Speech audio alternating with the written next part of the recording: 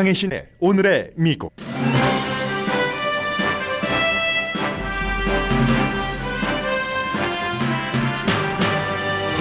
지난해 4, 4분기 미국 국내 총생산 GDP는 1년 전보다 2.9% 성장했고 지난주 실업수당 청구 건수는 예상보다 적었습니다. 이자율 인상 효과가 적극적으로 반영되는 올 2분기는 경기가 좀 마일드한 침체지만 후반기에는 희망적이라는 예상입니다. 주식시장은 긍정적으로 반영하고 있고 다음 주에 있을 연준의 이자율 인상은 예상대로일 것이 확실해 보입니다. 바이든 대통령은 오늘 버지니아주에서 할 경제연설에서 공화당의 전국 판매세 30% 인상안을 비난할 것으로 알려졌습니다. 캘리포니아 주민은 일주일 사이 25명이 사망한 총격 사건으로 큰 두려움에 빠져 있습니다. 미국에서 가장 총기 규제가 강한 캘리포니아주지만 다른 주의 규제가 느슨하면 어쩔 수 없고 팬데믹 이후 총을 구입한 아시안도 늘어나고 있습니다. 플로리다주에서는 고등학생들이 주지사를 고소한다고 말합니다. 아프리칸 아메리칸 역사를 AP 테스트에서 금지했기 때문입니다. 포드 자동차사가 유럽에서 3,200명의 일자리를 해고하고 사라진 일자리의 일부는 미국으로 돌린다고 발표했습니다. 비용 절감과 전기 자동차로의 전환 때문입니다. 2년 동안 정지됐던 트럼프 전 대통령의 페이스북과 인스타그램 어카운트가 몇 주일 안에 복원됩니다. 두 개의 어카운트를 합쳐 5,700만 명의 팔로워가 있는 트럼프 전 대통령이 대선 캠페인을 시작하면서 페이스북으로 돌아갈지는 확실치 않습니다. 자신이 설립한 소셜미디어와의 법적 계약이 있기 때문입니다.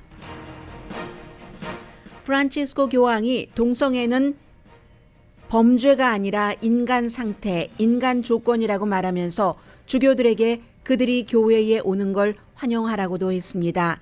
교황이 동성애를 범죄화하는 게 부당하다고 공식적으로 비난한 건 이번이 처음입니다. 여러분 안녕하십니까? 오늘의 미국 강혜신입니다. 뭐니 해도 머니이기도 하고 경제가 모든 것을 좌우하기 때문에 심리까지 건강까지 그래서 우리는 경제에 포커스를 둘 수밖에 없습니다. 다음 주 1월 말과 2월 초, 2월 1일 이렇게 공개시장위원회를 열고 이자율 발표를 하게 될 텐데 오늘 나온 이 경제 보고서가 지난해는 이랬고 올해는 전반기 후반기가 이렇게 흘러갈 것이구나. 예외라든가 변수가 없으면 그런 것을 알 수 있는 것이기 때문에 오늘 이제 지난해 마지막에 발표가 된 마지막 분기의 GDP 성장률부터 좀 전해드리겠습니다. 이 안에 경제에 관한 대강의 지난해부터 또 넓게 가면은 지지난해까지 그리고 올해 말까지를 조금 아웃라인 정도는 볼 수 있습니다. 4, 4분기 미국 국내 총생산 GDP가 2.9%가 증가했습니다. 1년 전에 비해서입니다. 전문가의 예상보다 약간 아주 조금 높았습니다. 티나지 않을 정도로 전문가는 2.8% 증가하지 않을까 했는데 그렇게 0.1%포인트 전문가 예상보다 높았습니다. 상무부가 오늘 아침에 발표했는데 윤곽을 보면은 소비요.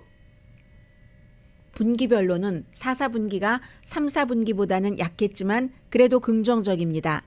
주택시장이 국내 총생산 GDP 성장률을 내리는데 가장 큰 역할을 했습니다. 그 대신에 정부의 지원 또 민간 투자가 재고에 관한 투자가 받쳐줘서 그래도 긍정적인 GDP 증가율이 나왔고 실업수당 청구는 뒤에 말씀드리겠습니다. 한 주일 전보다 줄어들었고 또 내구재 주문은 12월 달에 크게 늘어났습니다. 그런데 내구재 주문이 크게 늘어나기는 했지만 이게 워낙에 비싼 물건, 덩치가 큰 민간 여객기 주문이 늘어났기 때문에 그렇게 되고요. 해서 결론으로 말씀드리자면 2022년 마지막 분기 그 전에 얼마나 부정적인 경제가 앞에 펼쳐질 거야. 2023년이 되면 우리 모두는 경제적으로 죽고 말 거야 라는 심하게는 그 정도까지 갔는데 그때 그 시점 그 같은 의문이 있었음에도 그래도 그런 것을 감안하면 좀 솔리드하게 단단하게 4, 4분기를 마쳤다 하는 것을 아웃라인으로 말씀을 드리고요. GDP, 국내 총생산이라고 하는 것은 상품과 서비스 모든 분야의 활동을 얘기를 하죠. 그래서 3, 4분기에는 1년 전에 비해서 3.2%가 증가했는데 4, 4분기에는 2.9%가 증가했으니까 조금 줄어들었어 라고 생각할 수도 있지만 여러 조건으로 보면 그래도 건전하다는 얘기입니다. 그래서 오늘 지금 주식시장 계속 장 오픈하자마자부터 올라가서 다우지수, 나스닥, S&P 500도 전부 그린 색깔 되는 거고요. 채권 시장도 많이 올라가고 있고요. 소비가 중요하죠. 미국에서는 언제나 정확하게는 68% 정도, 70% 미국 경제가 소비로 돌아가기 때문에 소비는 12월 달에 1년 전에 비해서 12월 달이 아니라 4, 4분기예요. 2.1%가 증가했습니다. 그래서 소비만 떼놓고 보면은 3, 4분기에는 2.3% 증가했거든요. 그러니까 역시 이것도 3, 4분기보다는 좀 덜, 증가율이 덜하긴 했지만 증가하긴 했다는 겁니다. 인플레이션 수치 상당히 낮아졌습니다. 그래서 이제 개인 인플레이션은 개인 소비자 물가 지수는 예상대로네요. 1년 전에 비해서 3.2%가 올라갔고 이게 그런데 3, 4분기는 1년 전에 비해서 개인이 쓰는 이런 여러 가지 물가가 4.8%가 올라갔었거든요. 거기에 비하면 물가가 상당히 안정된 것이라고 볼 수 있죠.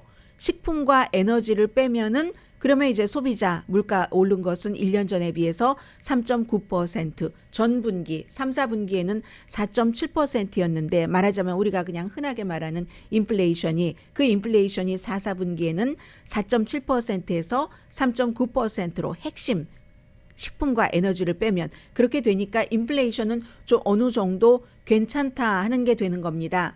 그래서 어느 분야가 이렇게 GDP 전체적인 국내 총생산률을 2.9% 올리는데 기여를 했는가?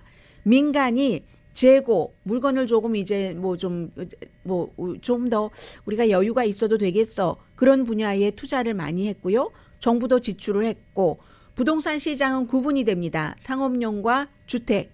그래서 상업용 부동산 투자도 많이 늘어나서 도움이 됐습니다. 주식 투자, 주식이 아니라 주택 투자는 반대였죠. 일하고 계시는 분들 너무 절감하셨겠지만 26.7%가 줄어들었습니다. 4, 4분기에. 수출도 줄어들었습니다. 다른 나라 경제가 그만큼 나쁘니까 1.3% 내려가서 주택시장과 수출은 걸림돌이었지만 정부 지출과 민간의 재고에 대한 물건 사놓고 손님들 편안하게 파는 거 하는 그런 것이 높였다 하는 것이고요. 캐피털 이코노믹스의 앤드류 헌터라는 그 회사의 선임 이코노미스트가 얘기하기를 분야별로 이렇게 다르죠. 같은 주택시장에서도 상업용은 좀 괜찮았고 주택은 좀 나빴고 부동산에서도 리얼 에스테이트 분야에서도 주택은 나빴고 상업용은 괜찮았고 이렇게 다르다는 것은 좀 혼합됐다는 거죠. 이 성장을 보는 데 있어서도. 그래도 전반적으로는 낙관할 정도다. 그러나 4, 4분기에 딱 성장을 할 수 있는 전환점은 잃어버렸다는 것으로 보는 게 맞죠. 그건 이제 이자율 때문에 이자율이 워낙에 높았으니까 그렇다는 것. 그렇기 때문에 돌아보면은 2021년도요. 2021년도가 이제 팬데믹 처음이 아니라 2020년에 시작을 했죠. 그리고 나서 2021년도는 GDP 성장률이 1984년 이후 가장 강했습니다. 왜냐하면 그런데 이거는 이제 변수가 아니라 가짜 거품이 좀 있는 거예요. 2020년도에 우리가 3월 달부터 캘리포니아, 뉴욕을 시작으로 문을 다 닫아버렸기 때문에 거리에 아무도 안 다녔던 곳 여러분 기억나시죠? 밤뿐만이 아니라 낮에도 아무도 없어서 소설과 같은 이거 알베르 까미의 무슨 패스트 그 동네야 이런 느낌이 저는 들었었거든요. 그랬기 때문에 2020년도에 너무 나빴으니까 팬데믹 2년째인 2022년도에는 84년 이후에 가장 강한 성장을 이룬 것은 너무 당연하고요. 2022년도 지난해 첫 2분기는 1, 4분기, 2, 4분기는 GDP 국내 총생산이 마이너스였습니다. 2분기 연속 마이너스다 하면은 경기 침체라고 부르죠. 우리가 수치상으로. 그랬는데 그게 소비와 이런 것이 탄성이 붙으면서 노동시장도 굉장히 강했고요. 해서 후반기에는 후반기 2분기는 성장으로 이렇게 희망을 줬다는 겁니다. 지난해 뭐 이 3, 4분기와 4, 4분기에는요. 그런 점들을 말씀을 드릴 수가 있고요. 그리고 또 다른 경제 보고서를 말씀을 드리겠습니다. 또 다른 경제 보고서가 실업수당 청구인데 지난주에 청구한 사람이 6천 명이 한 주일 전보다 줄어들었답니다. 해서 18만 6천 명인데 18만 6천 명이 실업수당을 청구한 것은 2022년 지난해 4월 달 이후 가장 작답니다. 뭐 다우에서는 예상을 20만 5천 명으로 했는데 18만 6천 명이니까 이거 많이 예상보다 많이 적은 거잖아요. 그리고 또 내구재, 올해 쓰는 물건 주문도 예상보다 아주 좋아서 12월 달에 5.6% 증가했거든요.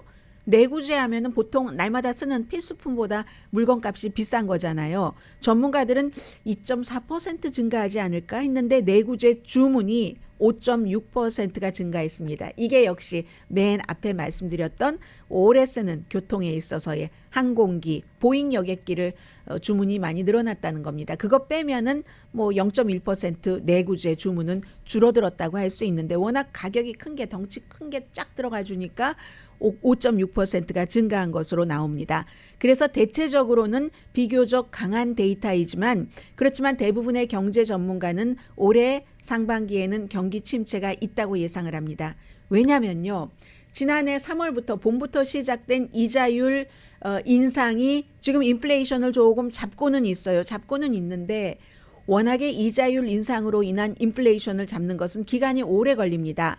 올해 1, 4분기에 또 올해 2, 4분기까지 가야지 이자율을 막 올렸던 그래서 사람들이 어머 좀 물건도 덜 사고 하는 그 영향이 많이 나오기 때문에 본격적으로 이 이자율 인상의 영향이 나오는 올해 1, 4분기와 2, 4분기는 경기 침체 그러나 견딜 수 있는 정도 마일드한 정도의 이제 경기 침체가 일어나고 그렇게 될 때 이제 그 연방준비제도에서 다음 주에 0.25%포인트 이게 전형적인 이자율 올릴 때 하는 거잖아요. 그걸 올릴 것으로 예상이 되고 3월 달에 한 번 더 0.25%포인트 인상할 것이 거의 확실하다. 오늘 아침에 CNBC 방송에 출연한 거의 모든 전문가가 확실합니다. 0.25%포인트, 0.25%포인트 그리고 그 다음에 이제 주춤할지 스탑할지 스탑하지 않을지는 그 다음에 나오는 데이터를 보고 결정할 겁니다. 이렇게 얘기를 하고 있습니다. 아무튼 주택은 이미 그 경기 침체를 보여서 주택 분야는 상업용 부동산 투자와는 달리 신축 허가가 12월 달에는요. 1년 전에 비해서 30%가 줄어들었습니다. 그리고 착공도 22%가 줄어들었습니다. 또 기업의 실적 발표하는 것들을 중요하잖아요. 기업 이윤은 뭐 이미 이윤 실적 침체에 들어갔다라고 보셔도 되고요. S&P 그 500에 속하는 회사의 거의 20%가 지금 최근에 기업 수익률을 보고를 했는데 이게요.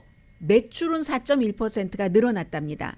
여러분들 스몰 비즈니스 하시는 분들도 많이 겪으실 거예요. 매출은 4.1%가 늘어났는데 수익은 3%가 줄어들었다는 겁니다. 모든 분야에 인플레이션이 들어가서 뭐 내가 저쪽에서 받아오는 물건값이 비싸니까 식당에서 음식을 만들어서 팔아도 매출이 늘어도 재료값이 너무 비싸졌기 때문에 지금 그런 일들이 있는 거고요. 아무튼 그래서 소매 판매가 12월 달에도 뭐 1.1%가 내려갔다 하는 거잖아요. 결론은 1, 4분기에 마일드한 경기 침체 견딜 수 있을 정도 그리고 3, 4분기에는 아직은 뭐 가려면 좀 기간이 남았으니까 희망이 보인다. 0.25%포인트, 0.25%포인트 두 번 2월 초와 3월 달에 이자율 인상이 있을 것이다 하는 겁니다. 그런데 제가 오늘 아침에 조금 놀랐습니다. 아침에 이제 팍스 앤 프렌즈를 보고 있는데요. 팍스 앤 프렌즈가 여자 1명 남자 2명, 3명이 공동 진행을 하잖아요. 그 가운데서 가장 트럼프 전 대통령 시대에 트럼프 전 대통령을 비호하고 민주당을 많이 비난을 했었던 브라이언 킬미드가 이 경제에 대해서 바이든의 경제 정책을 놀랄 정도로 방어한다고 할까요? 저는 그런 분위기를 많이 느꼈습니다. 어떻게 느꼈냐면요. 경제에 관한 여러 가지 이렇게 나오는 과정에서 뭐 이 브라이언 그 킬미드가 이렇게 얘기를 합니다. 미국이 숫자가 완벽하진 않지만 내가 이렇게 말하는 게 완벽한 타임인 것 같다 하면서 뭐 들어보세요 하면서 다른 나라와 비교를 하면은 미국이 굉장히 좋다는 얘기를 하고 있거든요. To me, thanks, Lucas. To me, this would be the perfect time to say, listen, our numbers aren't perfect, but we have better numbers than any other country in the world. And compare yourself to China, compare it to Russia, compare it to any European nation. You know, Japan's got this low inflation and people have certain areas. Our numbers look good. And this way, you could actually pretend, at least for a few 네, months, 이제 그렇게 얘기를 했더니 여자 진행자가 껴드는 겁니다. 우리 다른 나라 숫자 보세요. 중국 보세요. 러시아 보세요. 일본 보세요. 우리가 완벽하지는 않지만 유럽의 다른 국가들과 비교해 볼 때 좋죠? 라고 얘기하니까 여자 진행자가 미국 사람들은요. 다른 나라와 비교하는 거 원치 않아요. We don't care. We don't about care. comparing ourselves to other countries. We just want it to be better. That's a We good want point. interest rates lower. That's a good point. But I'm saying you have his choice 네, is 그런데도 attack Republicans and how 불구하고 bad their ideas are. 그럼에도 불구하고 계속 브라이언 킬미드는 결국은 이제 이 지금 경제가 괜찮아지고 있는 이 상황을 얘기를 합니다. 여자 진행자는 다른 나라와 비교하는 것을 우린 상관하지 않고 우리가 더 지금보다 더 좋아지는 것을 원한다라고 하니까 그럼 아주 좋은 포인트인데 그 포인트이긴 한데 그 말을 이제 두 번을 했죠. 그 포인트이기는 하지만 적어도 몇 개월 정도는 바이든 대통령이 공화당을 비난할 수 있는 것으로 활용을 할 수가 있다. 이 정도면은 굉장히 그 바이든 쪽에서 얘기를 한 겁니다. 팍스 앤 프렌즈를 보면은요. 지금 이제 그런 것이고 그래서 도전이 있다고 얘기를 하죠. 우리나라에 도전이 있다. 물론 경제적인 도전이 있지만 그러나 다른 나라들과 본인도 굿포인트다라고 얘기하면서 여전히 비교를 하는 거예요. 다른 나라와 비교하면 우리가 훨씬 좋다라는 겁니다. 바이든 대통령이 아마 오늘 이 브라이언 킬미드가 한 얘기 같은 것을 할 겁니다. 버지니아주에 가서 공화당이 엊그제 말씀드린 것처럼 이미 법안이 상정이 됐거든요. 아무리 케빈 메카피 공화당의 하원 의장이 반대를 한다 할지라도 공화당의 강성 의원들이 여러분들도 저는 통과될 가능성은 별로 없다고 봅니다만은 그게 핫 이슈가 되는 시점이 있을 겁니다. 공화당이 국세청 이거 틀려먹었어. 다 없애버리고 그리고 이제 물건 파는 것을 전국적으로 판매세가 없으니까 그것을 30%로 해서 모든 물건을 살 때 30%로 해서 이걸 운영을 해야지 돼 하는 것을 지금 법안을 상정을 했습니다. 이미 투표에 들어가서 통과되지는 않을 것으로 보입니다만 제가 그 표수를 계산해 본 바에 따르면 이걸 바이든 대통령이 굉장히 오늘 그 비난을 할 것 같습니다. 그리고 첫 번째 중요한 그 경제에 관한 그 연설인데 뭐 노조 앞에서 연설을 하는 것 같은데 그렇기 때문에 내가 이만큼 잘해서 경제가 여기까지 왔다 하는 것을 대통령이 얘기를 하고 심지어 이제는 그 팍스 앤 프렌즈의 진행자조차도 어느 정도는 그 민주당 행정부 바이든 대통령의 경제 이 문제에 동의하는 것 같은 발언을 동료 진행자가 반박을 하는데도 이어가고 있다. 이게 경제 흐름의 변화라고 말씀드립니다.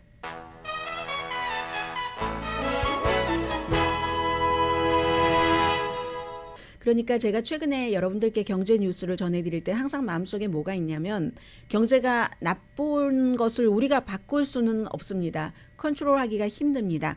그런데 실제로는 많은 그 신중한 전문가들이 그 정도까지 나쁘지도 않아도 되는 여러분의 스몰 비즈니스까지 다 잡아먹을 거야 라고 생각하고 있지 않는 때에 신중한 전문가들이 그런데 굉장히 위축되면은 이 스몰 비즈니스 하시는 분들은 자신감이 없어질 테고 그리고 어차피 여러분과 저와 상당수의 저와 같이 이 페이롤 책을 받고 생활을 하시는 분들은 큰 변화가 없습니다. 당장은 여러분들의 그 체크를 주시는 회사가 완전히 뭐 어느 날 갑자기 문을 닫지 않는 한 그런데도 쓸데없이 위축된 감정을 갖고 살 필요는 없잖아요. 그럼 해피하지가 않아요. 그래서 여러분들께서 많은 여러분들께서 생각하시고 있는 것보다는 경제가 조금 낫습니다 하는 말씀을 꼭 드리고 싶고요.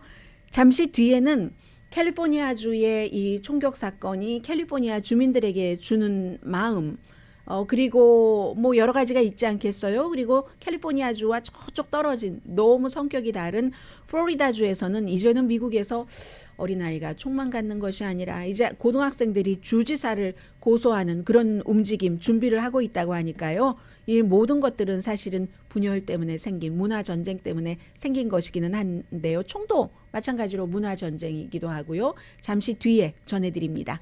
라디오 서울 방송 오늘의 미국 듣고 계십니다. 네, 여드레 동안 캘리포니아주에서 총으로 25분이 숨지셨습니다. 전국적으로는 1월 달에 40건의 4명 이상이 다치거나 용의자 빼고요. 숨지는 그런 그 총 관련 사건으로 70명이 숨지셨다고 하네요.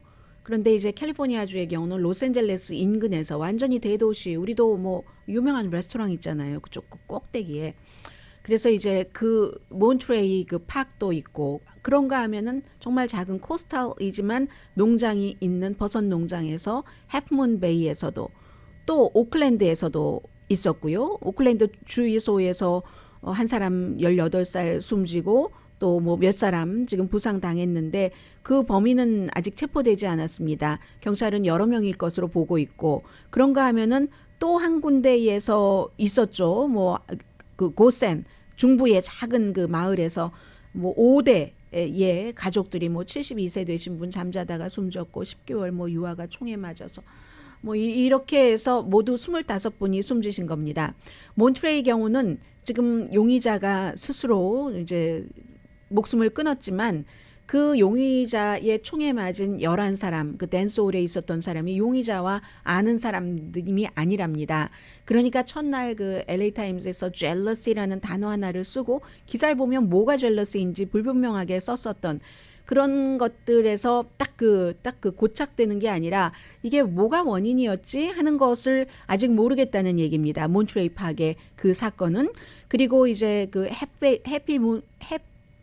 해피가 아니죠. 제가 해피라고 말씀드리려고 했어요. 해피가 아니라 sad인데 해프문 베이의 그 농장에서 버섯 농장에서의 그 사건은 동료가 쏜 거잖아요. 같은 농부끼리.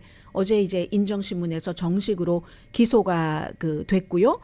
하루 평균 미국에서 총으로 숨지는 사람이 많죠. 캘리포니아주에서만 하더라도 5명이라고 하니까. 그런데 캘리포니아주는요. 사람들이 지금 왜 깜짝깜짝 놀라냐면은 미국에서 총기 규제를 가장 먼저 시작한 곳이고 가장 총기 규제가 강한 곳이 캘리포니아주입니다. 그런데 그것도 뭐 에이시안계, 중국계가 이렇게 했다고. 물론 농장의 경우는 피해자가 중국계와 라틴계가 섞여 있었습니다.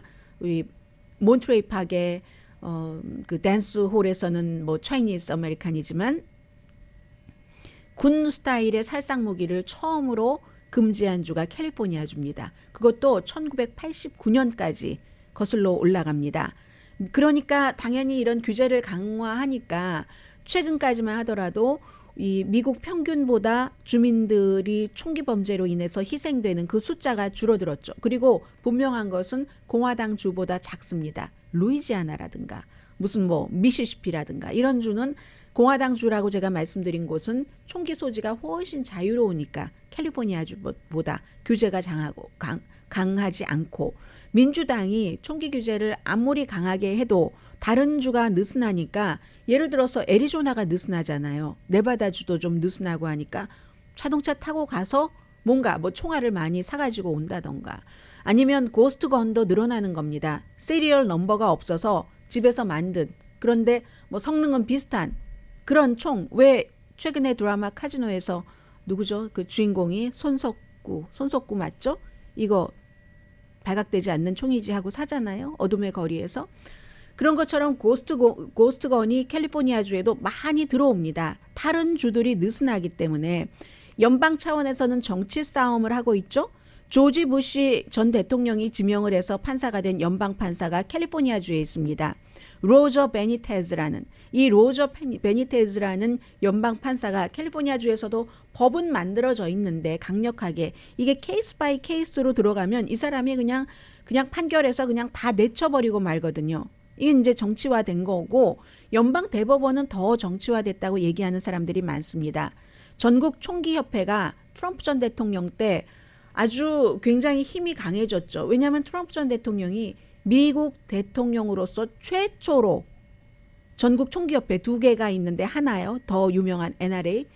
이 총기협회의 연례 그 미팅에서 연설을 한 사람이잖아요. 대통령들이 공화당이 특히 총기협회에서 돈을 많이 받지만 직접적으로 나서는 건 싫어하잖아요. 총이라는 게 누구를 다치게 할 수 있기 때문에. 그런데 트럼프 전 대통령이 아주 용감하게 가서 한 겁니다. 어젠가 그젠가 방송을 했더니 어떤 청취자분께서 총기협회 돈은 공화당만 받냐고 민주당도 똑같이 받는다고 하는데 어디서 잘못 알아듣고 그런 말씀을 하시는 거고요. 총기협회가 민주당 의원하고 비교할 수 없을 정도로 공화당을 지지를 하고 공화당 의원들에게 엄청나게 많은, 민주당과 비교할 수 없을 정도로 많은 돈을 지원합니다. 왜냐하면 그 당의 정강이기 때문에. 공화당은 나쁜 뜻에서가 아니라 시골에 많잖아요. 시골은 예전부터 지금도 뭐 경찰서, 파출소 멀죠. 막 산짐승, 들짐승들이 막 뛰어다니고 있죠. 그리고 그 사람들은 예전에 냉장고 없었을 때부터 뭔가를 잡아서 다 이렇게 말려서 우리 일용 양식으로 뭐 겨울에 먹어야지 되잖아요. 사냥을 해서. 그런 게 또 합법적으로 하는 거고. 그러니까 사냥이 취미가 될 수도 있고. 시골 지역과 그리고 아주 그 총을 높이 사면서 뭐 한 사람이 170 몇 정의 총을 갖고 있는 그 케이스에 여성들이 보석을 막 갈고 닦고 막 이렇게 가는 건 아니죠. 닦고 또 닦고 반짝거리게 하고 보관하듯이 그런 문화가 도시보다는 시골에 많은 겁니다. 그리고 시골이 공화당주의이기 때문에 공화당 정치인들은 본인들도 그렇게 자랐고 아버지 할아버지에게 총 쏘는 법을 배우고 탁탁 사냥을 하면서 어떤 사람은 날아다니는 새, 꿩 이런 사냥부터 시작하잖아요. 어떻게 저거를 죽이지? 라고 생각을 할 사람도 있겠지만 처음부터 어렸을 때부터 그렇게 습관된 사람은 아무것도 아닙니다. 그래서 성향이 다른 거죠. 성향이 다르기 때문에 총에 관한 이 공화당주에서 총이 많으니까 당연히 캘리포니아주보다 사고가, 총기 관련 사고가 훨씬 많습니다. 게다 대고 이제 연방 대법원이 이 전국 총기협회가 막 로비도 많이 했고 트럼프 시대에 그 더 뭐 강력한 힘을 발휘를 했고 이렇게 하면서 자기 방어다. 수정헌법 2조에 있는 예전에 민병대가 총을 가지고 자신들을 지켰던 대신에 잘 규율이 아주 잘 된 민병대가 총을 가지는 그 수정헌법 2조의 총기 소지의 권리를 현대사회에서 아무나 길에 총을 가지고 장전한 채로 가지고 도시에 돌아다닐 수 있도록 뉴욕에서 그런 판결, 뉴욕에 대해서 그 판결 내렸잖아요. 그렇게 되고 나니까 더 총기에 대한 사람들의 생각이 느슨해질 수도 있고 공공장소에서 이건 뭐야? 내가 나를 보호하는데 내가 왜 총을 가지고 다니지 못해? 경찰은 멀고 주먹은 가까운데 내가 나를 보호해야지. 그렇게 해서 총이 나를 지킨다라고 얘기하시는 분들도 많은데 그러면 총을 1개 가지고 있는 내가 총을 2개 가지고 있는 사람 못 당합니다. 그럼 나도 총을 2개 가져야 되죠. 그럼 저 사람은 반자동 총으로 바꿉니다. 그럼 나도 반자동 총을 가지고 다녀야 돼요. 저 사람은 반자동 총, 무슨 뭐 권총 모든 걸 다 가지고 다닙니다. 그럼 나도 다 가지고 다녀야지 돼요. 나중에는 그럼 그거 가지고 안 되니까 핵폭탄 가지고 다닙니까? 이런 식으로 무기를 가지고 다니는 게 맞다고 하는 것은 더 많은 무기를 생산한다는 그 기본 논리입니다. 이건 정치적인 논리가 아니라. 그래서 연방 대법원에서도 자기 방어로 판결을 해주니까 이게 점점 힘들어지는 거죠. 캘리포니아주가 아무리 총기 규제를 강화해도 더군다나 코비드 때요. 하도 아시안 우한 바이러스, 중국 바이러스 하니까 한국 분들을 포함을 해서 혐오 범죄에 희생되지 않겠다고 코비드 때에 처음으로 총을 사본 사람이 500만 명이 된답니다. 그 500만 명 가운데 에이시안 아메리칸들이 많은 거죠. 이제는 에이시안 아메리칸도 여러 가지로. 그런데 총이 가까워지면 사고가 날 수밖에 없는 거고요. 물론 이번에 몬트레이 파크나 해프문베이에서 총격 사건을 저지른 그 72세와 66세의 그 중국계 이민자들이 그 당시에 코비드 때에 그 이후에 총을 구입했는지는 알 수 없습니다만 그 케이스와 떨어뜨려 놓고 보면은 팬데믹 이후에 총기 구입이 많았기 때문에 총기 구입이 많아지면 사고도 많아진다는 것을 어쩌면 우리는 각오하고 살아야 되는지도 모릅니다. 아무튼 그렇습니다. 그래서 해프문베이는요. 에이시안들이 한 5%밖에 안 되니까 전국 평균보다도 그 인구 숫자가 작습니다. 그런데 백인이 많고요. 그러니까 사람들이 어머 이거 우리 아시안이 이렇게 저질렀어 한다고 또 인종차별을 당할까봐 굉장히 지금 걱정한다고 하고 그런데 이제 이미 총기 문제는 기도하고 생각만 하고 하기에는 too late. 이게 법적인 문제, 앞서 말씀드린 정치적인 문제, 또 게다대고 사회적인 스트레스가 얼마나 많습니까? 나이 드신 분들이 이번에도 이제 범죄를 저지르신 분들이잖아요. 그리고 이민자들이잖아요. 이런 분들은 미국에서 태어나서 미국에서 자란 그런 사람들에 비해서 언어도 불편하고 문화도 다르고 하니까 자신의 걱정, 스트레스, 뭐 정신이 어떤 땐 건강하지 않은 것 같아 하는 것을 전문가들과 상담받는 것도 꺼려하고 그런 여러 가지가 복합적으로 나와서 이게 시작일지도 사실은 알 수 없는 겁니다. 그런데 이 모든 것의 맨 앞에는 법적인 문제, 정치적인 문제, 또 무슨 이민자의 고통, 경제적인 문제도 어려웠었잖아요. 차별 문제, 이런 모든 것의 앞에는 총이 있는 겁니다. 총이 있으니까 사건이 일어나는 것이고 캘리포니아주에서까지. 그리고 이제 버지니아주에서 그 6살 학생에게 총 맞았던 그 25살 선생님은 지난주에 퇴원을 했는데 어제 이제 그 학교 교육부를 고소했다고 말씀드렸잖아요. 그날이랍니다. 몇 시간 사이에 두고 아이가 총을 가져왔을 수 있다 하고 보고를 이 선생님과 다른 선생님 두 분이 세 분이 하셨답니다. 그래서 한 번은 백팩을 조사를 했는데 없었대요. 그 백팩 안에. 그랬을 때 선생님이 아마 그 브레이크 타임에 아이가 가지고 나갔는지도 모른다라고 하면서 또 보고를 했고 그리고 그 아이가 다른 친구에게 총이 있다면서 너 까불면 쏠 거야 라고 얘기했다는 것도 이 그 교육부에 보고를 했고 그런데 수색 요청을 했는데도 교육부에서는 세 번째 조금 있으면 또 뭐 쉬는 시간이니까 그때 하지 하다가 그 수업 시간에 그런 일이 일어났다는 겁니다. 교육감 당연히 해고됐죠. 투표 5대1로 해고가 됐고 버지니아 뉴포트 뉴스시티인가요? 뭐 이런 곳에서 일어난 그 사건 그런 사건이고 총이 있으면 순간만 방심하지 않아도 이제 당할 확률이 높아지는 게 당연하고요. 플로리다주를 말씀드리겠습니다. 학생들이 지금 주지사를 고소한다고 준비를 하는데 조건절을 걸었습니다. 만약에 주지사가 아프리칸 아메리칸 흑인 역사를 AP 테스트에서 대학교 들어갈 때 그 테스트에서 지금 플로리다가 금지한다고 했는데 그 금지령을 풀어주면 우리가 고소하지 않겠다. 그러나 그것을 풀지 않으면 이건 헌법 위반이다. 아프리칸 아메리칸을 차별하는 거다. 하고 거기에 아주 유명한 민법법 변호사가 도와주겠다 했습니다.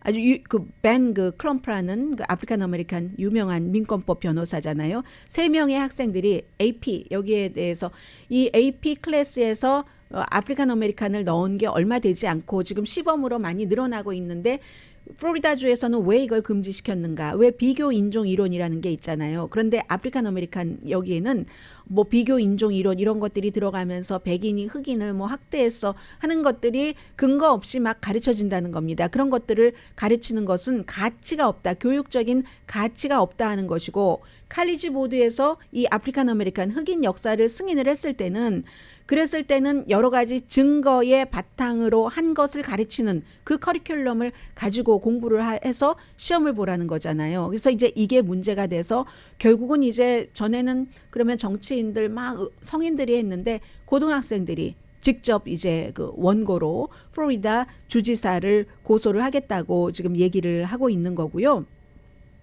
플로리다주 공립학교에 한 280만 명 학생들이 있답니다.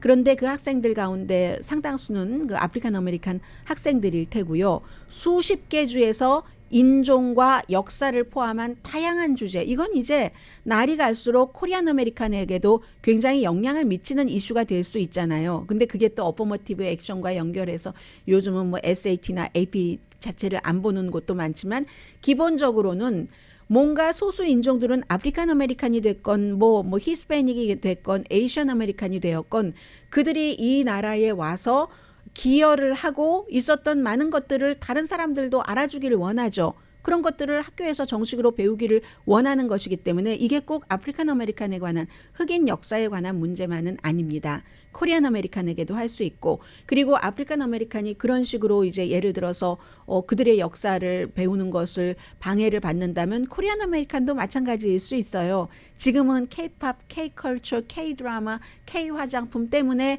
한글을 배우는 사람이 늘어난다고 하지만 사적으로 배우는 거하고 공적으로 점점 늘려가서 한국의 무구한 역사와 전통, 이민사를 가르치면서 결국은 우리가 존중받을 수 있게 되는 이러한 것들이 우리도 위협을 받을 수 있다는 그런 뜻에서 이 뉴스는 전해드렸습니다. 흑인에게서 시작되는 것이 다른 인종에게로 꼭 나중에 다시 갑니다. 왜냐하면 그들이 먼저 여러 가지 민권운동, 인권운동 같은 것을 시작했기 때문에.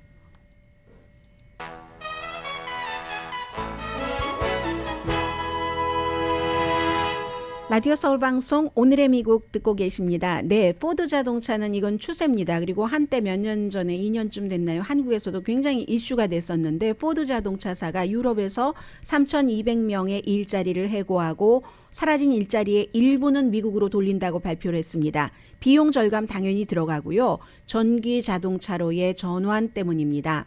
독일, 또 벨기에, 영국인데 독일 퀼른이 제일 많이 통고를 받았다고 하고요.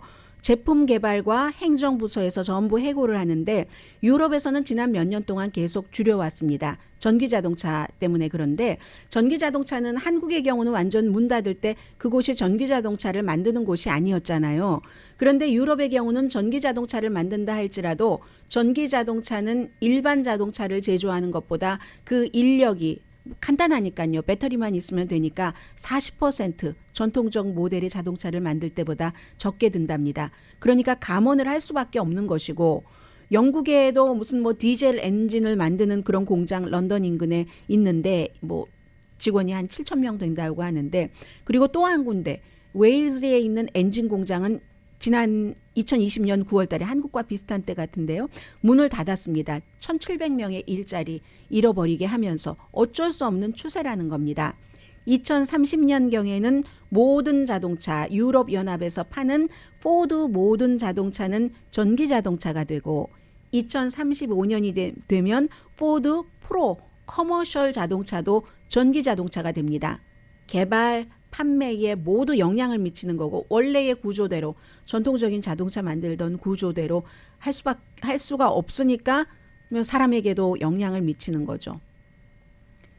그리고 페이스북과 메타가 2년 동안 트럼프 전 대통령 금지했다가 다시 이제 받아들이기로 최종적으로 발표를 해서 트럼프 전 대통령이 한다 안 한다는 아직은 모릅니다. 그러나 지난번에 트위터는 안 한다고 하시라고 하는데도 트위터의 일론 머스크가 안 했는데 페이스북은 할 가능성도 있고 최종적으로는 아직 모릅니다. 몇 주일 안에 활동을 시작할 수는 있게 페이스북이 만들어 놓는답니다.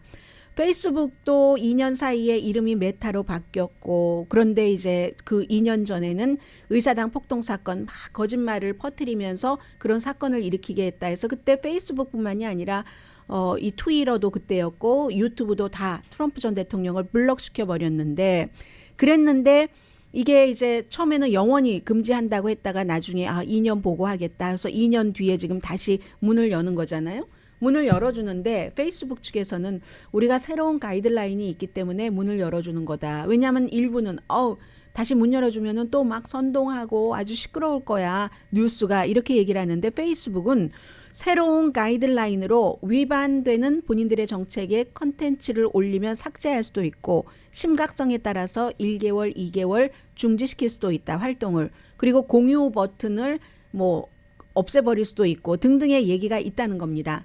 공화당은 그동안 페이스북에 트럼프 전 대통령 다시 시작을 활동을 해야지 된다. 굉장히 압박을 했죠. 트럼프 전 대통령은 그 사이에 본인의 트루스 소셜이라는 것을 만들어서 했는데 별별로인 것 같아요. 왜냐하면 페이스북은 30억 그 어카운트가 있다고 하면은 트루스 소셜은 500만 어카운트거든요. 그리고 아마 그것도 처음에 트럼프 전 대통령이 한다 하니까 확 가입해놓고 별 내용이 없을 수밖에 없죠. 사람이 없으니까. 그러니까 활동하는 사람은 그다지 많지 않을 겁니다.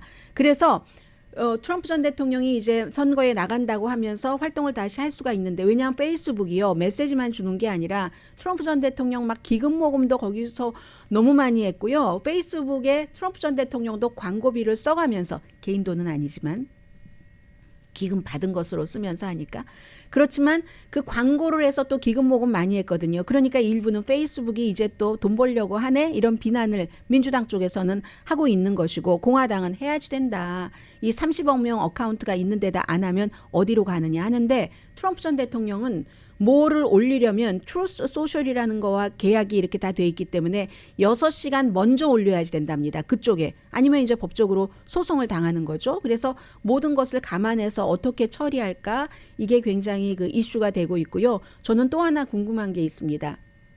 데빈 누네스, 캘리포니아주, 중가주에서 아주 안전하게 뭐 정보위원장으로서 하원 의원을 하고 있었던 사람이 트럼프 전 대통령과 딱 붙어서 그 다음에 트루스 소셜 같은 것을 한다고 하니까 거기에 CEO가 되려고 연방 정치인 자리를 탁 버려버리고 갔잖아요.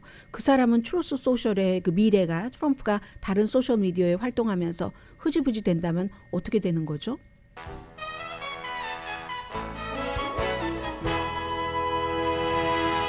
라디오 서울 방송 오늘의 미국 듣고 계십니다. 프란치스코 교황이 동성애자를 그 범죄인으로 하는 것을 불공정하다라고 비난을 했습니다. 신은 그의 모든 아이들을 있는 그대로 사랑하신다라고 얘기하면서 범죄와 죄를 구분해야지 된다. 범죄는 크라임이고 죄는 sin이잖아요.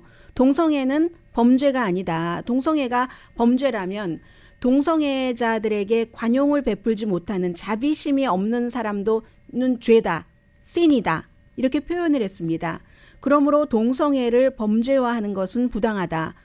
뭐 죄일 수는 있을지라도 sin일 수는 있을지라도 crime은 아니다. 이렇게 얘기를 했는데 공개적으로 이렇게 동성애자를 범죄화하는 것을 크라임화하는 것을 비난하는 것은 처음입니다. 죄와 범죄를 구분해라 하는 것이고 카톨릭 주교들이 동성애자들이 교회에 오는 것을 환영하도록 촉구했습니다. 반대하는 주교는 신앙적으로 성찰해야지 된다고 했고 하나님이 인간에게 주신 그 부드러움을 베푸는 것, 부드럽게 살아가는 것을 그렇게 노력을 해야지 된다. 카톨릭 교회는 이라고도 얘기를 했습니다. 에피통신이 바티칸에서 프란치스코 교황을 인터뷰한 건데 교황이 얘기를 하기를 67개국에서 이 동성애 액티비티를 범죄화하고 그 가운데서 또 11개국에서는 사형까지 시키잖아요. 어떤 주교는 이 같은 범죄화를 상당히 지지하는데 그래서는 안 된다. 이거는 그렇게 동성애자들을 법으로 불법으로 하는 것 자체가 부당하다. 동성결합은 뭐 지지한다고 하니까요. 신은 우리들의 자녀를 그대로 아무튼 그대로를 생각하고 사랑하고 왜냐하면 각자가 자신의 존엄성을 위해서 싸우는 것을 그 힘 자신의 존엄성 뭐 생긴 대로 그것을 그런 것을 존중하기 때문에 사랑하신다. 그러므로 죄와 범죄를 구분하라. 서로 사랑하지 않는 것도 죄다. 서로 사랑하지 않는 것, 그 사람이 어떻든 그것 자체가 죄다. 그래서 동성애는 범죄가 아니라 인간의 조건이다, 상태다, 컨디션이다. 휴먼 컨디션이라고 얘기를 했습니다. 이 말을 무척 반복했습니다. 동성애자는 범죄를 저지르는 게 아니라 그냥 조건, 상태, 휴먼 컨디션이다. 이 아프리카의 주교들이 특히 그 범죄화를 많이 하잖아요. 그런데 이제 그런가 하면은 또 샌디에고에 새로 이제 그 주교로 된 추기경 로버트 맥엘로이 추기경은 예수의 잡지 아메리카에 이번 주에 그렇게 글을 썼습니다. 왜 그렇게 많은 남자와 많은 여자가 동성애자 그들에 대해서 너무나 깊고 본능적인 적대감을 갖고 있는지 정말 인간 영혼에 대해서 악령과 같은 미스테리다라고 얘기를 하면서 그 편견에 대해서 그 편견을 가지고 정죄하는 게 아니라 포용을 해야지 된다 이런 말을 하신 분도 계시지만 또 오늘 이 프란치스코 교황의 그 같은 말에 대해서 반대도 많이 나오겠죠. 그리고 뭐 교황청에서는 이런 말이 있을 때마다 뭐 AP통신이 다 제대로 보도한 것 아니야 이런 얘기도 가끔 하던데 아직은 모르겠어요. 새벽에 제가 프리웨이에서 내리는데요. 팔가 부분이었거든요. 막 불이 났어요. 불이 나는데 제가 라디오에서 너무 중요한 뉴스를 이 다음 몇 초를 놓치면 안 되는 그런 뉴스를 듣고 있었거든요. 마음속에서 갈등을 했습니다. 내가 저 불난 것을 신고해야지 되느냐 뉴스를 조금 듣고 하느냐 하다가 신고부터 했습니다. 전화를 했더니 전화를 받는 분이 그러는 거예요. 아 거기에 안다. 지금 on the way 갔다 소방차가 라고 얘기를 하더군요. 강혜신이었습니다.